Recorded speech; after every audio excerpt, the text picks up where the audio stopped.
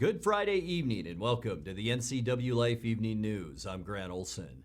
Before we get to today's top news stories, let's take a look outside our weather window. And today it was a beautiful day, wasn't it? We had some clouds this morning, then clearing skies.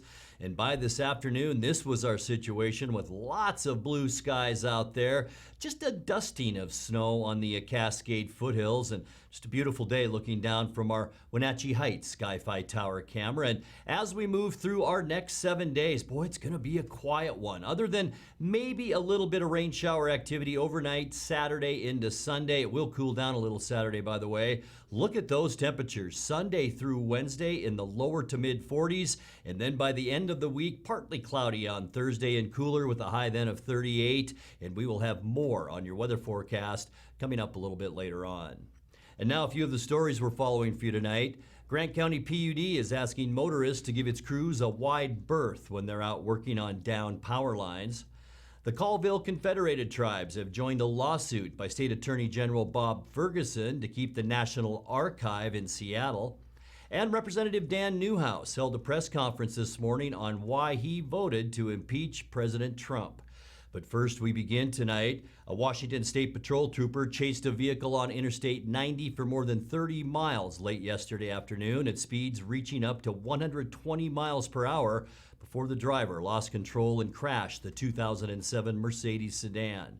The State Patrol says the driver, 30-year-old Corey Tallman of Kennewick, was booked for felony eluding, driving under the influence, and driving with a suspended license. The chase started at about 3:30 p.m. near Thorpe, that's just west of Ellensburg, and ended near the Easton exit. Tallman was taken to the hospital for medical clearance before being booked into jail. A 22-year-old passenger in Tallman's vehicle was not injured. Grant County PUD is asking motorists to give its crews a wide berth when they're out working on down power lines. And the PUD says if you come upon a line down in a roadway, you should immediately turn around. The PUD said during this week's windstorm, a pole was hanging over Road U Northeast outside Warden with energized power lines, the only thing holding it up. Still, PUD crews witnessed cars actually driving under those lines before the crews could clear the hazard. The Colville Confederated Tribes have joined a lawsuit by State Attorney General Bob Ferguson to keep the National Archive in Seattle. The Federal Archive building is scheduled to be sold and its documents shipped to archive centers in Missouri and California. Ferguson says the U.S. government proceeded illegally with the sale of the building, in part by failing to consult with the Northwest indigenous tribes. Indigenous leaders around the Northwest say it would effectively eliminate public access to thousands of records of Native American history and heritage. The Colville tribes announced yesterday that they would join the lawsuits as plaintiffs. While 4th District Congressman Dan Newhouse was just one of just 10 Republicans who voted this week to impeach President Donald Trump. In a news conference this morning, Newhouse said he remains shocked by the January 6th insurrection at the U.S. Capitol, in which Trump supporters demanded to overturn the 2020 election. And despite the political risks, he says he doesn't regret his decision. As the mob had broken through the doors and were pushing their way into the Senate chamber where they were meeting, discussing, debating the objection of the electoral votes for the state of Arizona. Vice President Pence, who was there as president of the Senate and fulfilling his official role, had to be, as well as the senators, whisked out to safety, and with his wife and daughter who were there at the same time too. That happened, I think, at 2:22 in the afternoon. 2 minutes later, the president tweets, and maybe you know this already, something like, "Pence is a coward." And almost immediately, the crowd starts chanting, "Hang Mike Pence, hang Mike Pence." And there actually had been a gallows constructed. And the other thing where I truly think the president let us down and broke his oath of office, I know he knew what was going on. Many of the members of Congress were trying to communicate with him and people around him to ask him to help. And only he, I think, had the the power to be able to quell the siege that was happening as people's lives were being threatened, as people's lives were being lost. He didn't do that. And one thing that you got to remember, he either refused, and I don't know the distinction here, or just didn't. He did not call for reinforcements. He did not activate the National Guard. It ended up having to be Vice President Pence, who, as I said, was already hunkered down, being protected in a secret location, who had to make that call. And so I think that inaction is just as egregious as the actions. And you know, as much as it pains me to do what I did, I just think at some point we in this country have to stand up to what's right and what's wrong, no matter who it comes from, whether it was President Reagan or President Obama or President Trump, whoever it is. And I only use those other names because no one should be, we should not condone that kind of activity from anybody. Coming up next, Chelan Douglas Health District Officer Dr. Malcolm Butler said Thursday that people have been flooding the Chelan Douglas Health District with phone calls wondering when they will be able to receive the COVID-19 vaccine. Central Washington Hospital intensive care nurse Kristen Augustine explains and shows the labor-intensive effort involved in a last-ditch COVID-19 treatment called proning. The Community Foundation of North Central Washington says it's collected more than $500,000 for local nonprofits. And the city of Wenatchee handed out its Civil and Social Justice Awards. We'll tell you who the winners are coming up. I'm Grant Olson, and you're watching the NCWLIFE Evening News.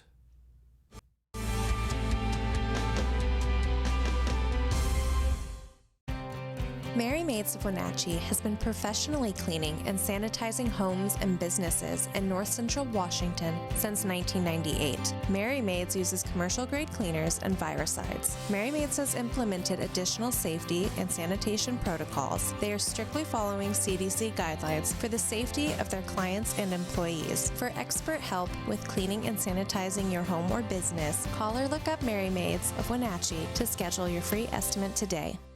I'm Tom from Alpine Air Heating and Cooling. At Alpine Air, we think of ourselves as customer service-oriented retailers.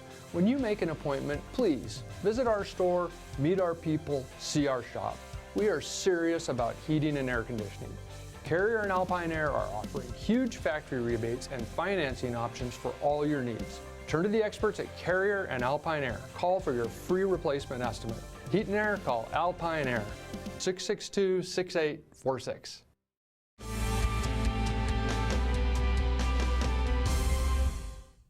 Welcome back to the NCWLIFE Evening News. Chelan Douglas Health Officer Dr. Malcolm Butler said Thursday that people have been flooding the Chelan Douglas Health District with phone calls wondering when they will be able to receive the COVID-19 vaccine. In his weekly Better Together video Thursday, Butler gave an update on vaccination efforts for the two counties, but said a shortage of the vaccine makes it impossible to tell most callers when it will be their turn. Have vaccinated now most of the healthcare workers and most of the first responders. We're continuing to reach out to other healthcare practitioners and workers that will get us through what's called phase 1A, as far as the people at the front of the line. Elderly people or medically vulnerable people in long-term care facilities are also in the first phase, and they are due to be vaccinated by Walgreens. So far, I have not heard that Walgreens has been in our county vaccinating. I am aware that they are vaccinating in other parts of the state. And that is a federal level contract, meaning that Walgreens and the federal government got together and Walgreens stepped up to take on the challenge of vaccinating everybody in long-term care facilities. So unfortunately, the local health district really is not sort of in the loop about how that's happening. And we're actually asked not to go in and do those vaccinations ourselves because, again, there is a federal contract in place for that to happen, in case you have questions about that. I think the most unfortunate thing right now and the thing that is causing the most angst for us is it turns out that the vaccine is just in very short supply. I know how many of you are desperately interested to find out when you might be able to be vaccinated. I know it's not in the newspaper and it's difficult to come by that information, but I need to ask, please don't call us and ask. We are now fielding over 200 phone calls per day, just telling people we have no idea when you're going to get vaccinated, because we don't. That's the truth. We're waiting to see when the vaccine comes in. There is an app. It's not an app, it's a website. There is a website which is called the Washington Phase Finder, and it's going to go live next Monday, January the 18th. And so I'd encourage all of you to Google Washington Phase Finder. We've actually put the address underneath this video. And you can go there on Monday and you can sign up, and it will walk through sort of what phase you should be in. And if you're not ready yet, that is, if you don't qualify for the phase we're in at the time you fill out the sort of application on the website, there's a place where you can sign up and they'll send you a text when they think it is time for you to be vaccinated. Central Washington Hospital intensive care nurse Kristen Augustine explains and shows the labor-intensive effort involved in a last-ditch COVID-19 treatment called proning. Proning is a process used to place patients on their stomachs as a treatment for respiratory distress. As an ICU nurse at Confluence Health, I witness every day the realities of COVID-19, the devastating effects it has on people's bodies, and what exactly it takes to keep our patients alive. I see a side of COVID-19 that the average American doesn't know much about, especially when it comes to all the equipment, people, and procedures it takes to properly treat our COVID-19 patients. What I would like to show you is an actual video of a process called proning that we do as a last-ditch effort to save the lives of our most seriously ill COVID-19 patients. During this video, I'll provide narration to walk you through the proning process and explain its importance. What you're seeing here are the early stages of proning. It takes 8 individuals to help every single time. We have 6 prone helpers, 1 RN at the foot of the bed, and then the respiratory therapist at the head of the bed. The 6 prone helpers are there fully for the manpower. They are the ones rotating, turning, and levitating the patient to make sure they're safe. The RN at the foot of the bed is reading a script to make sure we're all doing it correctly, to make sure we're all in sync. Right now they're turning the patient laterally and they are suspending the patient in air. The most important part at this time is to make sure that the endotracheal tube, their ventilator, is in proper positioning. The respiratory therapist at the head of the bed is in control of that portion.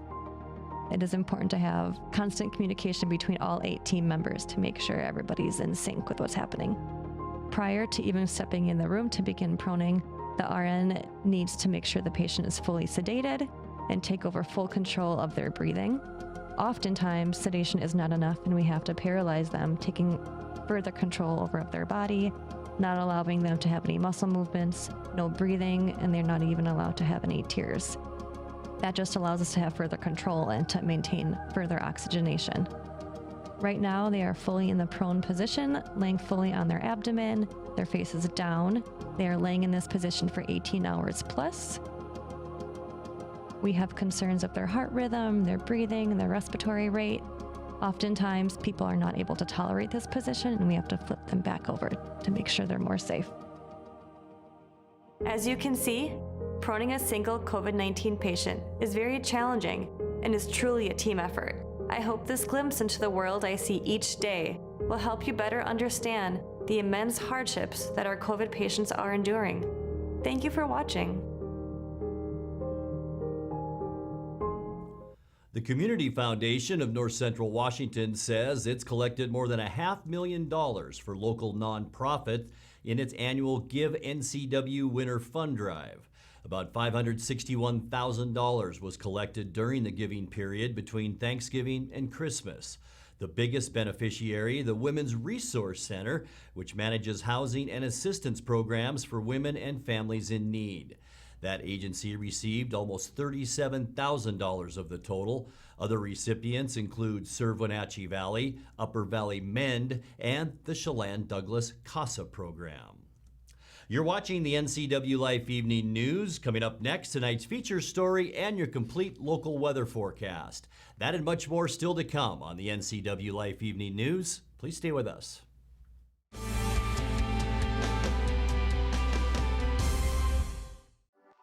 Winter is a great time to trade in your current hot tub. Turn your old hot tub into money with Blue Lagoon Pool and Spa's trade-in program.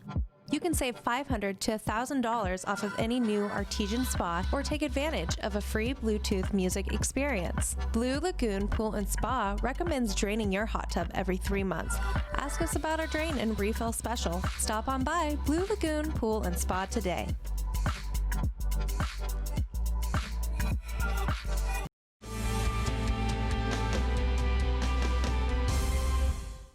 Welcome back to the NCWLIFE Evening News. Time now for our weekly Pause for Pets feature from the Wenatchee Valley Humane Society. Tonight, NCWLIFE's Megan McPherson introduces us to Orion the dog.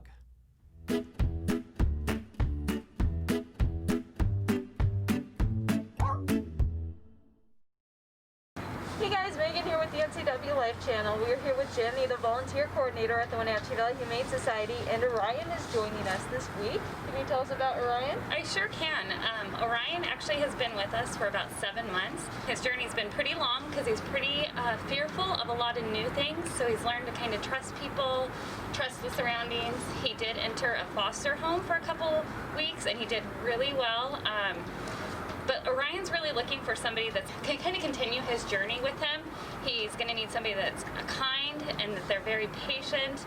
He doesn't need a crazy household. He needs a nice, quiet place where he can kind of learn to be an inside dog or out in a backyard where he can be hanging out. Things like a dryer turning on are things that are new to Orion and actually kind of scare him.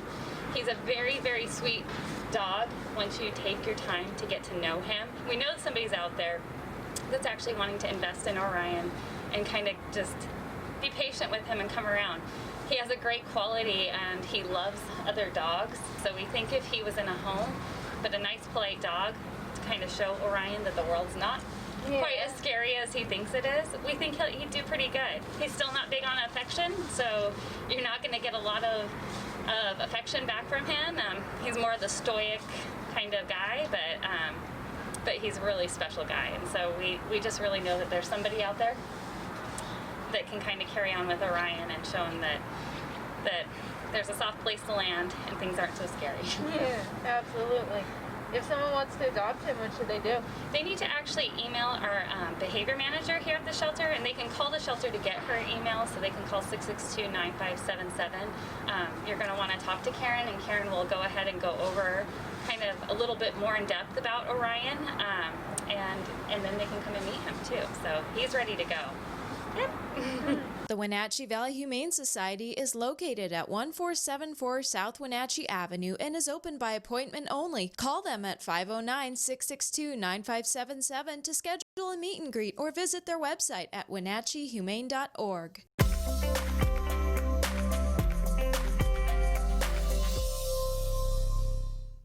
All right, time now to take a check of that north central Washington weather forecast as we head into the upcoming weekend. But before we get to those details, outside we go, and what a gorgeous shot. You know what? I'm just going to get out of the way and let you take a look at that beautiful shot from around the Wenatchee Valley. That's from our Wenatchee Heights Sky-Fi Tower camera.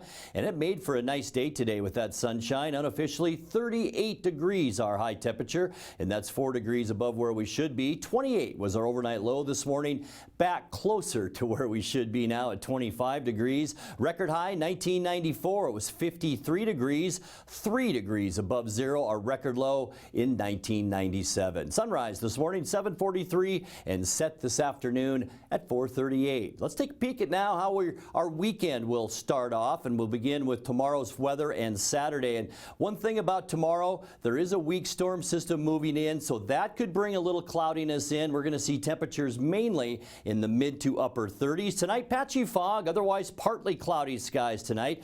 Big ridge of high pressure staying over the top of us, and that's making for some very stable weather as we head into the weekend. A little bit of morning fog, as I just mentioned, then partly cloudy skies in the afternoon. With this cloud cover, we'll be a little bit cooler tomorrow, mainly middle 30s for high temperatures. As we move into Sunday forecast, a 30% chance of mainly morning showers. You can see that right here. It's riding down the backside of this area of high pressure, but by the afternoon time, just partly cloudy skies, and we will be unseasonably warm. We are talking highs between 45 and 50 degrees to end our weekend on Sunday. Martin Luther King Day on Monday. It looks beautiful too, with mostly sunny skies all over Washington state. Very mild once again, with highs generally in the mid 40s. Remember, we should be about 34 for high temperatures right now. And then on Tuesday, high pressure still our dominating weather feature. Partly cloudy, light wind and mild on Tuesday. Maybe some mountain showers on Tuesday, mainly in the mountains, but our weather's still going to be very nice. For Wednesday, mostly sunny and still nice. Notice this area of high pressure, though, getting kind of shrunk down by an area of low pressure, and that will be a weather maker as we make our way into next week. For Thursday, increasing clouds as that area of low pressure kind of moves to the northwest part of the state. We will see weather changes on the way. It's going to be a little bit cooler Thursday, too, with high temperatures then in the mid to upper 30s. Let's take a look now at your 7-day forecast. Tonight will drop down to about where we should be, finally at 27 degrees. A little cool tomorrow and 36, but look at Sunday and Monday. Partly cloudy to mostly sunny skies both days and 45. Lower 40s for Tuesday and Wednesday, and then for Thursday, the start of a weather change. We'll see partly cloudy skies and cooler temperatures. And that's a look at your local weather forecast. Coming up next, tonight's sports report with Eric Granstrom and more as the NCWLIFE Evening News continues right after this.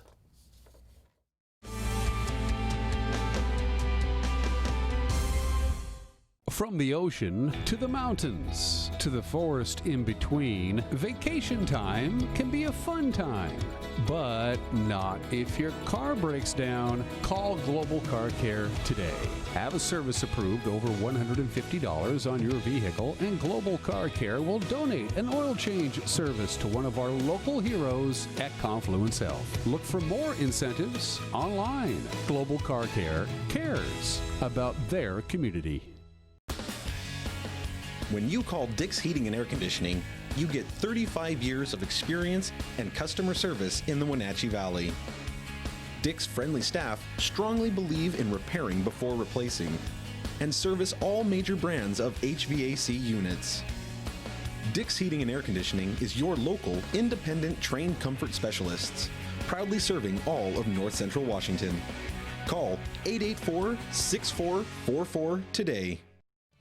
And now it's a sports update on the NCWLIFE channel. And a happy finally Friday to you. Gonzaga got off to a little bit of a slow start, but stormed back in the second half to beat Pepperdine in Spokane last night. 95-70 the final. Corey Kispert led the way with 23 points and 8 rebounds for the Bulldogs, who have won 46 straight home games. That's the nation's longest streak. Drew Timme added 20 points, while Joel Ayayi added 19. Jalen Suggs had 18 for Gonzaga. Well, UCLA is off to its best start since the early 90s as the Bruins rolled over Washington State 91-61. Isaac Bonton led the Cougars with 23 points as they've lost now 3 of their past 4. USC won its 5th straight by downing Washington 95-68. Isaiah Mobley had a career-high 18 points, while his brother Evan had 17 for the Trojans. Eric Stevenson led the Huskies with 16 points, who have now lost 7 straight. Well, the Gonzaga women's basketball team improved to 6-0 in West Coast Conference play last night with a 71-52 win over Santa Clara.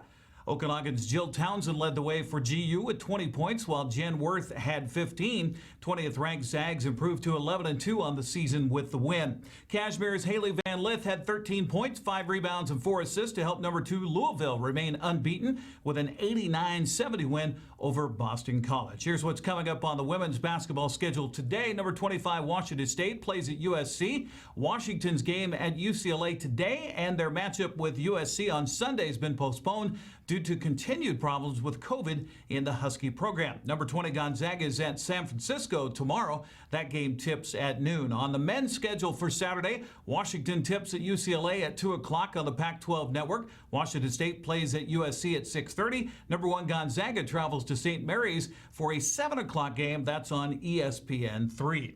Well, here's a quick look at the Les Schwab scoreboard in the NHL last night. Lots of games on hand. Washington won at Buffalo 6-4. Boston topped New Jersey in a shootout 3-2. The Islanders blanked the Rangers in a battle of New York 4-0. Carolina shut out Detroit 3-0. Nashville defended its home ice with a 3-1 win over Columbus. Winnipeg got by Calgary in overtime 4-3. Edmonton stopped Vancouver 5-2. San Jose won in a shootout over Arizona 4-3. Vegas posted a 5-2 win over Anaheim, and Minnesota down LA in overtime 4-3. We are just a season away from including the Seattle Kraken on the NHL scoreboard.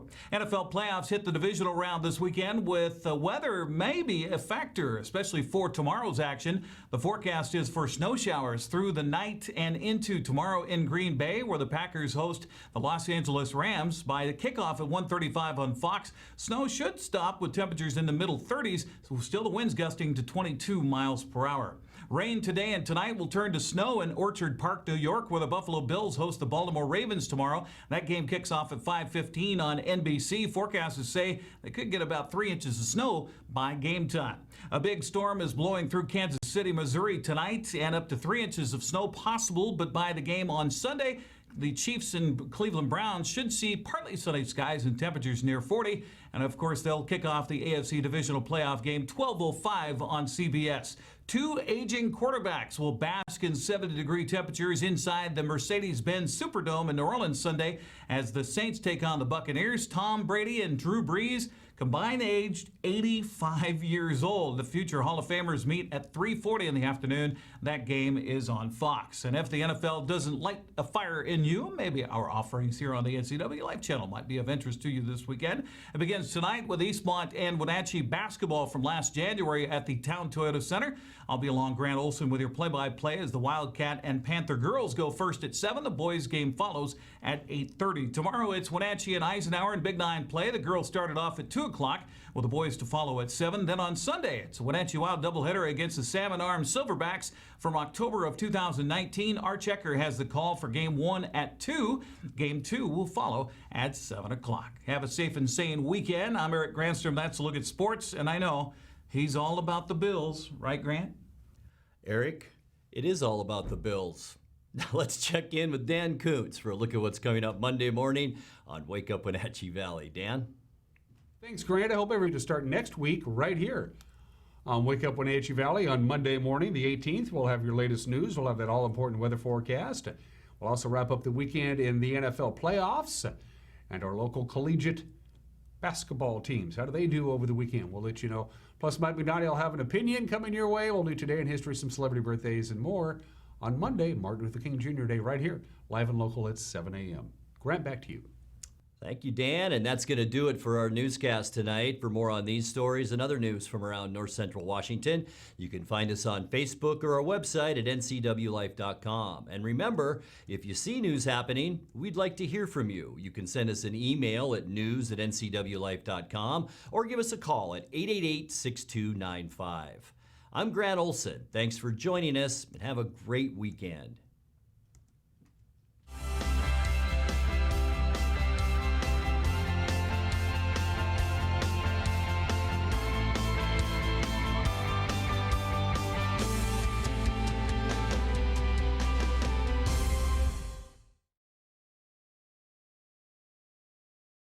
2021 models are arriving at Sangster Motors. General Motors is on the move with the all-new 2021 Yukon. Yukon is redesigned from the ground up with a bold new look and all the latest technology. Also new is the Canyon AT4 pickup. This off-road equipped mid-size truck will challenge any rival for performance and value. Both of these models will offer Duramax diesel options for maximum power and economy. The American Challenge is game on at Sangster Motors now.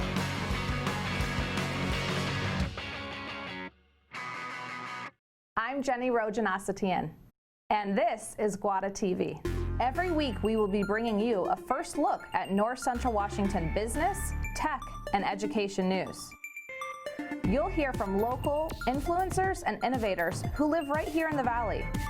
Together, we'll discuss hot topics, current events, and resources that can support your business, our schools, and this community. Join me every week, and let's get inspired.